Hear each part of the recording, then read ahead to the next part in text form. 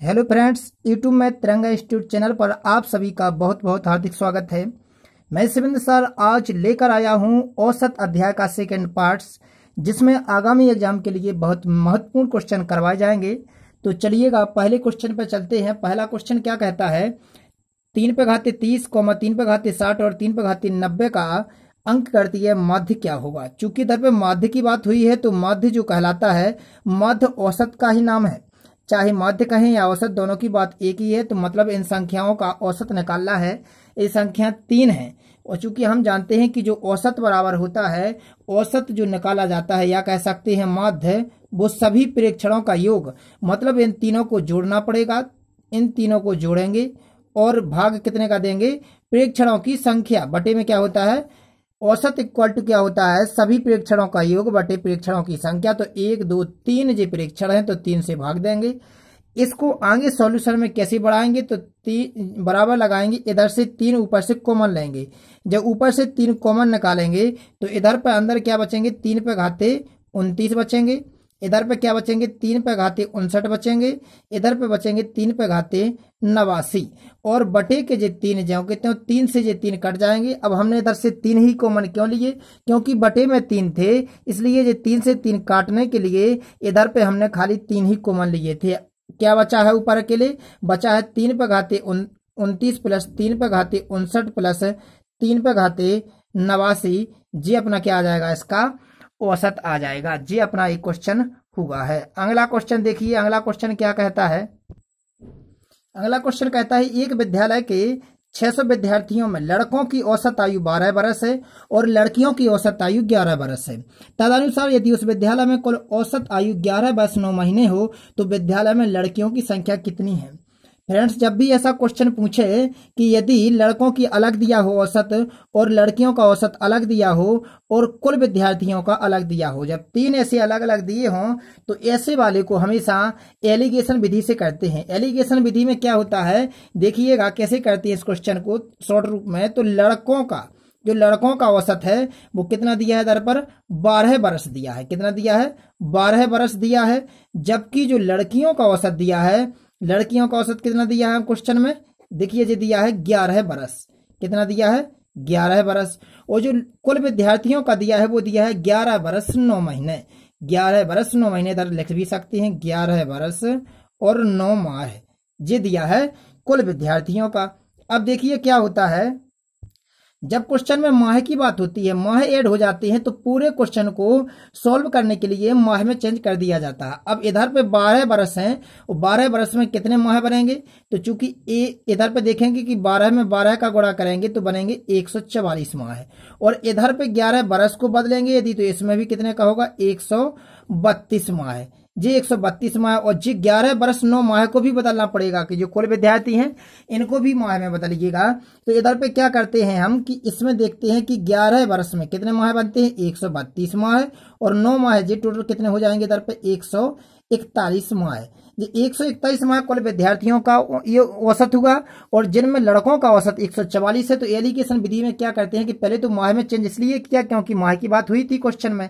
अब इधर पे क्या करना है कि इधर पे लिखना है लड़कों का औसत, इस साइड लिखते हैं लड़कियों का औसत और एलिगेशन विधि में इधर पे लिखते हैं टोटल विद्यार्थियों का। अब एलिगेशन विधि में इसको सॉल्व आगे कैसे करते हैं, इधर पे इसको घटाते हैं, कितने कितने का अंतर है इनमें, तो इधर पे लिखते हैं 9 का है और इधर पे कितने का अंतर है, इधर पे है 3 का अंतर। इनमें अनुपात है जो जिन लड़कों का अनुपात है, यदि क्लास में 9 लड़के हैं तो 3 लड़कियां होंगी और इसको अनुपात में लिया है तो इधर पे काटते हैं, इधर पे कितने आएंगे जी, 3:1। मतलब जो लड़कों की संख्या है वो 3 और लड़कियों की 1 अनुपात चल रहा है क्लास में। निकालना किसकी है, लड़कियों की संख्या कितनी होगी। जब लड़कियों की निकालना है तो लड़कियों का अनुपात ऊपर लिखिएगा और टोटल नीचे लिख दीजिएगा। कितने, 3 और 1 4 और गुणा में करेंगे जितने विद्यार्थी थे क्लास में दिए थे क्वेश्चन में। कितने विद्यार्थी थे, 600 विद्यार्थी थे। देखिए 600 विद्यार्थी थे तो वो गुणा में करते हैं। इधर पे इसको क्रॉस कर दीजिए, कितने आते हैं, 4 एकम 4,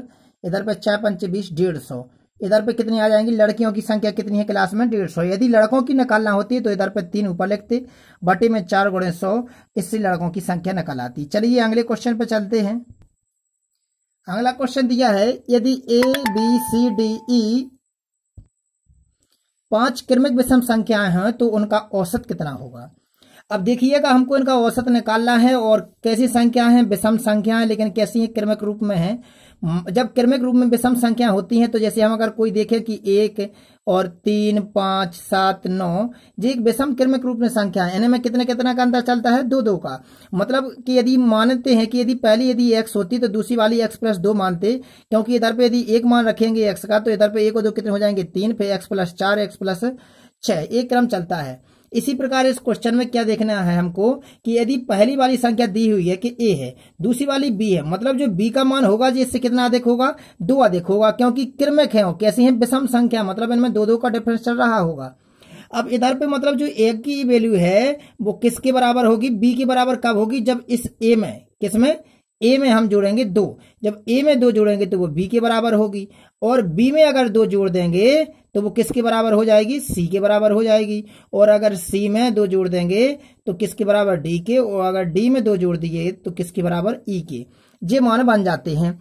अब देखिएगा इधर पर कि हमें मालूम है कि इनका औसत ज्ञात करना है इन संख्याओं का, तो औसत क्या होता है, औसत में होता है सभी प्रेक्षणों का योग कर दीजिए, मतलब a को, b को, c को और d को और e को जोड़ दीजिए, और 5 संख्या है तो 5 से भाग दीजिए। लेकिन इधर पे ऐसा ऑप्शन में अगर नहीं मिलेगा तो आगे क्वेश्चन को कैसे बढ़ाना है, जब इसका औसत निकालना होता है तो इधर पे a को जो कितने लिख दें, और b की वैल्यू कितनी रख सकते हैं हम, b की वैल्यू रख सकते हैं a+2, और इधर देखना c की वैल्यू कहां से निकालते हैं, इधर से, b के रूप में नहीं, इस इधर पे a के रूप में निकालना है।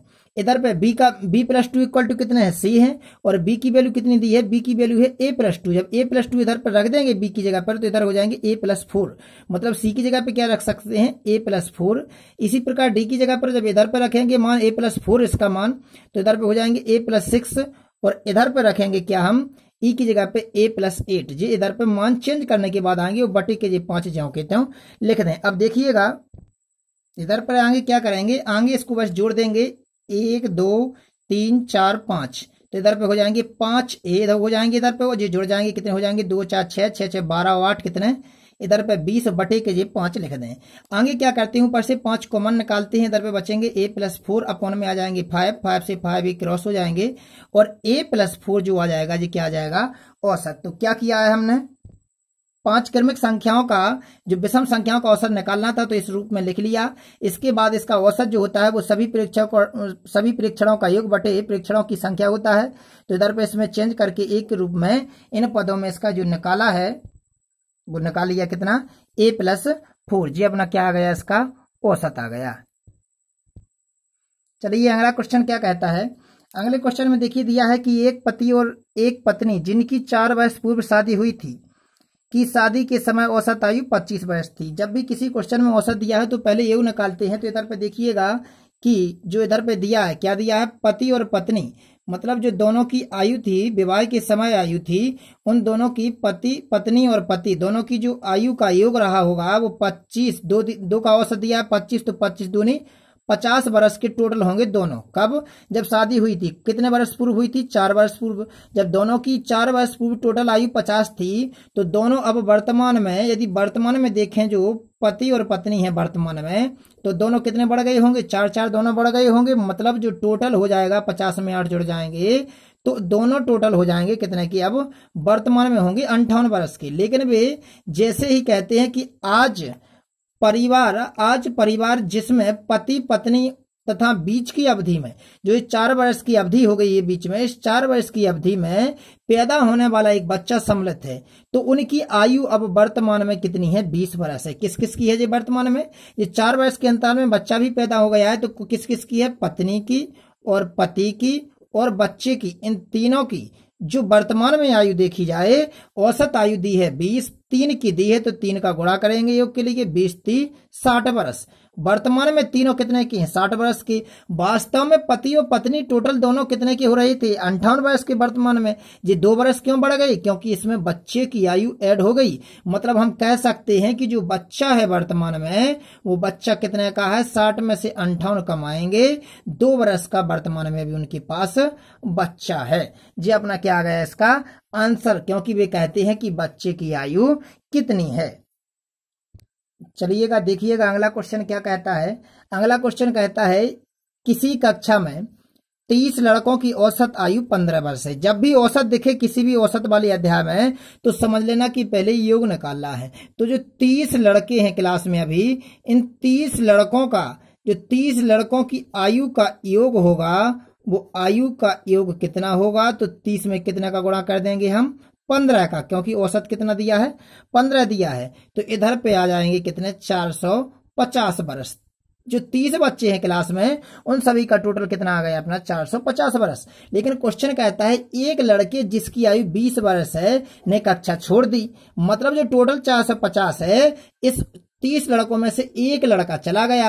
अब लड़के कितने बच्चे क्लास में, 29 लड़के बच्चे, और 29 लड़के बच्चे, लेकिन जो 29 लड़कों का टोटल बचा, तो हम जो 20 वर्ष का जो चला गया, तो हम कह सकते हैं कि अब उनका टोटल कितना बचा, 430 वर्ष। जी कितने बच्चों का बचा है टोटल, 29 बच्चों का। लेकिन क्वेश्चन आगे क्या कहता है, जितना क्वेश्चन कहता जाए उतना करते जाइए, ऑटोमेटिक मैथ्स का कोई भी क्वेश्चन सॉल्व हो जाता है। आगे क्वेश्चन कहता है और उसके स्थान पर 2 और लड़के कक्षा में आए। अभी क्लास में कितने बच्चे थे, 29, लेकिन 2 और आ गए, तो अब क्लास में हो गए होंगे कितने बच्चे, 31 लड़के हो गए होंगे, क्योंकि 2 बढ़ जाएंगे, एक तो वो चला गया था लेकिन 2 आ गए, तो 31 लड़के हो गए। और कहता है कि 2 लड़के कक्षा में आ गए जिनकी आयु में 5 वर्ष का अंतर है। जो 2 लड़के आए हैं नए, इनकी आयु में कितने वर्ष का अंतर है, 5 वर्ष का।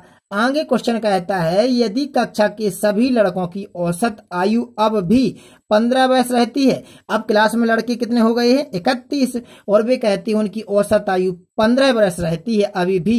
तो हम कहते हैं कि 31 लड़कों की जब औसत आयु 15 है, तो उनकी जो आयु का योग होगा 31 लड़कों की, तो वो कितना होगा, 15 एकम 15, 15 × 45 = 40, 465 वर्ष। जी कितने लड़कों की आयु का योग है, 31 लड़कों का।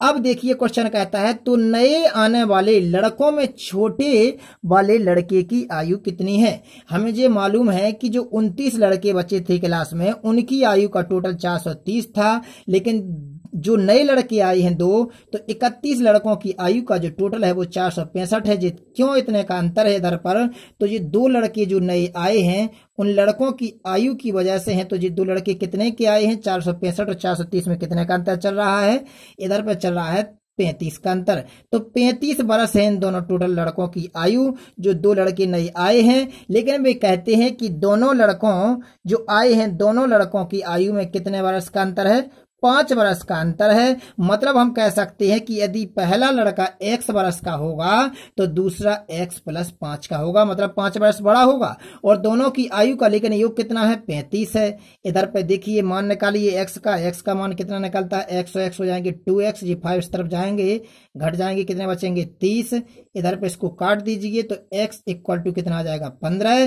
तो मतलब छोटे की हमने 15 मानी थी, x मानी थी, वो बड़े की x + 5। उन्होंने पूछी थी कि छोटे वाले लड़के की आयु कितनी है, तो हम कह सकते कि जो छोटे वाले की आयु है वो x मानी थी, इसलिए 15 वर्ष आंसर आ गया। क्या किया है, 30 लड़कों की टोटल निकाला, एक चला गया तो 29 का टोटल बचा, 2 आ गए तो 31 का टोटल 465 हो गया। इधर पे जी क्यों बढ़ गया, क्योंकि 2 लड़कों की आयु 35 वर्ष है टोटल, बस अंतर 5 का था, इसीलिए x का मान निकाल लिया। इसलिए छोटे लड़के की आयु कितनी आ गई, 15 वर्ष। जी अपना इसका सॉल्यूशन हो गया। चलिएगा अगले क्वेश्चन पर देखिएगा क्या होता है कि इस औसत वाले अध्याय में एक क्वेश्चन करने के 3 तरीके होते हैं, परंतु इधर पे हम एक ही तरीका बता सकते हैं। इधर पे जो सामने क्वेश्चन दिया है, इस क्वेश्चन को बेसिक रूप में बताते हैं। क्वेश्चन क्या दिया है, एक बल्लेबाज 17वीं पारी में 87 रन बनाता है। 17वीं पारी में उसने 87 रन बनाए, तो मतलब इसका ये होगा कि इसके पहले 16 पारी खिल चुकी होंगी। आगे क्वेश्चन क्या कहता है, क्वेश्चन के अनुसार चलते हैं। कहता है कि और इस प्रकार उसका औसत 3 रन बढ़ जाता है। औसत कितना बढ़ जाता है, 3 रन। कब बढ़ जाता है, जब 17वीं पारी में उसने 87 रन बनाए। तो वे कहते हैं 17वीं पारी के बाद उसका औसत ज्ञात कीजिए। हमको ये ध्यान रखना है कि 17वीं पारी के पहले जो पारी खेलने की संख्या होगी वो 16 रही होगी, और जो 16वीं पारी तक खिले थे तो हम मानते हैं कि 16वीं पारी तक जो उनका औसत था वो दिया नहीं है, इसलिए एक्स मानते हैं। मतलब अगर देखा जाए कि 16वीं पारी तक टोटल कितने रन बने होंगे तो क्या होता है कि जब पारियों में 16 पारी हैं, औसत का गुणा कर दिया जाए, हमने एक्स माना है औसत, तो उधर पे जो योग निकलेगा वो कितना निकलेगा, 16x। जी 16x कब तक का योग है रनों का, जब तक 16 पारी खेली है। लेकिन जैसे भी 17वीं पारी में 87 रन बनाए, मतलब 16वीं पारियों तक के टोटल रन 16x हैं, उनमें 87 रन और ऐड कर दिए तो टोटल जो रन बने वो कितने बने, तो 17वीं पारी खिली तब तक, तो 17वीं पारी में जो रन बनाए गए वो औसत रन, औसत अभी कितना था, x था, 3 रन बढ़ गए औसत में, मतलब अब औसत हो गया x + 3। औसत में अगर पारियों का गुणा कर दिया जाए तो ये टोटल आ गया 17वीं पारी तक। कब, जब 16वीं पारी के रनों में 17वीं पारी के रन को जोड़ दिया जाए तो वह 17वीं पारी के टोटल रन के बराबर हो जाता है, ये ध्यान रखना है। मतलब सिंपल रूप में हम कह सकते हैं कि औसत में जो वृद्धि हुई है वो x + 3 की हुई है। इधर से x का मान निकालते हैं, जी इसका बेसिक रूप है क्वेश्चन का, हल करते हैं। इधर पे 17x, इधर पे 17 3 हो जाएंगे कितने, 51। इधर पे क्या करेंगे, अब इधर पे इसको घटाएंगे, कितने बचेंगे, इधर पे सट जाएंगे तो x बचेगा, जी सट लाइए, कितने बचेंगे घटने पर 6, और इधर पे आ जाएंगे कितने 3, इधर पे 36। जी x का मान 36 आया। जी 16वीं पारी तक का औसत था, परंतु 17वीं पारी के बाद औसत निकालना है, वो कितना है, x + 3 है। अतः हम कह सकते हैं कि 17वीं पारी के बाद जो औसत होगा वो कितना होगा, 39 रन हो जाएंगे। जी इसका औसत आंसर आ गया है। इसको शॉर्ट रूप में दूसरे तरीके से कैसे कर सकते हैं, तो देखिएगा क्वेश्चन में क्या कहा गया है इधर पर कि 3 रन की वृद्धि हुई है 17वीं पारी के बाद, लेकिन 17वीं पारी के बाद जो 3 रन की वृद्धि हुई है और औसत में वृद्धि हुई है, औसत कहलाता है मध्यक मान, मतलब बीच के मान, मतलब सभी जो पारियों में यदि रनों को बांट दिया जाए तो उतने उतने बराबर बराबर हो जाना चाहिए। 3 रन की वृद्धि हुई है और 17वीं पारी के बाद हुई है, मतलब वो कितने अधिक लाया होगा रन, तो 17 × 51, 17वीं पारी तक के 17 में यदि 17 लोगों में 3-3 बढ़ाएंगे मतलब तो कितने बढ़ जाएंगे, 17 × 51, 51 तो वो लाया है। इधर पे किसके लिए लाया था, बांटने के लिए उन सभी पारियों में बराबर बराबर, लेकिन वो उस औसत के मिनिमम बराबर लाया होगा जो फिक्स औसत था, जितना औसत पहले था उतने तो रन लाया होगा, लेकिन साथ में 3 रन की वृद्धि करने के लिए भी जाना लाया होगा 17वीं पारी में, तो 51 रन जाना लाया था। वास्तव में रन कितने बनाए थे, 87 बनाए थे। तो इधर पे देखिएगा कितने बचे, 36, मतलब जो औसत होगा पुराना वो 36 रहा होगा। तो जब पुराना औसत 36 रहा तो नया औसत क्या रहा होगा, 3 रन की वृद्धि हुई थी, इसलिए 39 क्या आ जाएगा अपना आंसर। क्या किया है हमने, 17 जो लास्टवीं पारी खिली थी उसमें औसत रन की वृद्धि का गुणा कर दिया, टोटल को इस रन में से घटा दिया तो पुराना वाला औसत आ गया। नया औसत निकालने के लिए 3 जोड़ दिए क्योंकि 3 रन की वृद्धि हो रही थी। चलिएगा अगले क्वेश्चन पर। अगला क्वेश्चन कहता है कुछ प्राकृतिक संख्याओं का औसत 15 है। यदि पहली संख्या में 30 जोड़ दिया जाए और अंतिम संख्या से 5 घटा दिया जाए तो औसत 17.5 रहता है, तो प्राकृतिक संख्याओं की संख्या कितनी होगी। मालूम नहीं है कि संख्या कितनी है प्राकृतिक संख्याओं की, हम मानते हैं प्राकृतिक संख्याओं की संख्या x है। इधर पे इस क्वेश्चन का बेसिक रूप दिखाते हैं, तरीके तो कई होते हैं। इधर पे हम मानते हैं कि जो प्राकृतिक संख्याओं की संख्या हमने x मानी जिनका औसत 15 दिया है। यदि हम देखें कि प्राकृतिक संख्याओं का हमको योग निकालना है, यदि योग निकालेंगे प्राकृतिक संख्याओं का तो योग के लिए औसत में गुणा कर देते उनकी संख्या का, मतलब योग कितना आ गया इन संख्याओं का, 15x। अब टोटल तो पूरी संख्याओं का योग 15x है और क्वेश्चन कहता है कि यदि पहली संख्या में 30 जोड़ दिए जाएं और अंतिम संख्या से 5 घटा दिए जाएं, क्वेश्चन कहता है तो मतलब जो जुड़ेंगे या घटेंगे वो टोटल में से ही तो जुड़ेंगे घटेंगे। मतलब कि यदि इसी 15x में वे कहते हैं टोटल में, अब चाहे पहली वाली में जोड़िए चाहे अंतिम वाली में, लेकिन जुड़ेंगे तो टोटल ही में, तो कितने 30 जोड़ दीजिए और वे कहते हैं अंतिम वाले में से 5 घटा दीजिए, मतलब टोटल में से ही 5 घटना है। तो वे कहते हैं तो उन संख्याओं का औसत, संख्याएं तो जो कि तो x ही नहीं, का औसत 17.5 हो जाता है। किसके बराबर हो जाता है, 17.5। टोटल देखेंगे तो टोटल किसके बराबर रहेगा, इन औसत में यदि संख्याओं का गुणा कर दिया जाए तो योग तो वही का वही रहेगा, इस योग के बराबर। कब, जब पहली वाली में 30 जोड़ दिए जाएं, अंतिम वाली में से 5 घटा दिए जाएं तो 17.5 जो नया औसत आया है और उसमें संख्याओं को गुणा x में ही करना है। इससे x की वैल्यू निकालते हैं। कैसे निकालेंगे? 15x इधर पे हो जाएंगे 25 इक्वल टू 17.5x, इधर पे इसको घटाइएगा, कितने बचे इधर पे 2.5x बराबर कितने हो जाएंगे 25, तो x बराबर कितने हो जाएंगे, इधर पे करेंगे हल तो कितने आ जाएंगे 10। तो मतलब जो प्राकृतिक संख्याओं की संख्या रही है वो कितनी रही होगी? 10 रही होगी। ये इसका बेसिक रूप है। तो फ्रेंड्स, ये आज अपने सभी औसत अध्याय के बहुत महत्वपूर्ण प्रश्न थे जो आगामी एग्जाम के लिए बहुत महत्वपूर्ण होंगे। और यदि कोई भी प्रश्न समझ में ना आए तो कमेंट बॉक्स में जरूर बताना तथा यदि वीडियो अच्छा लगा तो इसे लाइक और सब्सक्राइब करना तथा अपने दोस्तों में शेयर करना नहीं भूलना। मिलते हैं दोस्तों अगले वीडियो में। धन्यवाद।